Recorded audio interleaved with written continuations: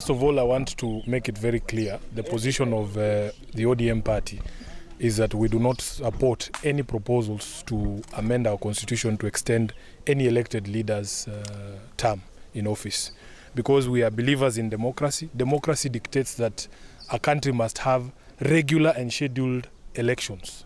So any person who comes up with a proposal to extend that term is essentially going against everything that we believe in as a political party. I want to assure members of the public that this is one of those bills that was brought for nuisance value.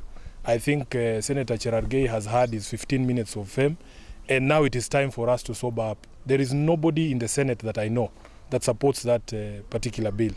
And the fact that we have extended so much public resources, even at the Senate, conducting public hearings for a bill that we know for a fact as a leadership in the House that it has no support, is what has led some of us in the Senate Business Committee to propose amendments to our standing orders, so that if somebody is going to bring a proposal to amend a constitution that requires 2/3 in the Senate and the National Assembly, they must attach signatures of those of that 2/3 of the members of the House. So you must have 45 people supporting your bill in the Senate, and you must have 233, is it, for the National Assembly for you to even bring that bill, because it is a waste of time.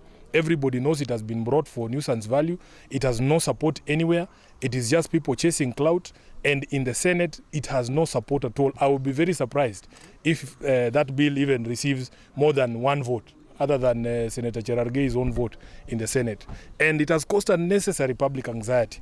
And it is also undermining the public confidence in our institutions, because the public expects that those of us who are elected will give priority to things that help to assuage the situation of Kenyans, because many Kenyans are suffering.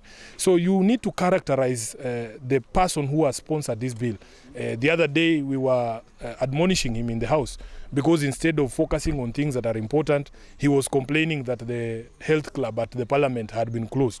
Some of us don't even know where that health club is, because that's not why we were elected. We were not elected to go to saunas and gyms. We were elected so that we can be able to address the views of the people. So I want to assure the public that this is a non-starter. He has achieved what he wanted. He wanted to be discussed. He wanted to be splashed around in the media. I have seen him get spreads in newspapers.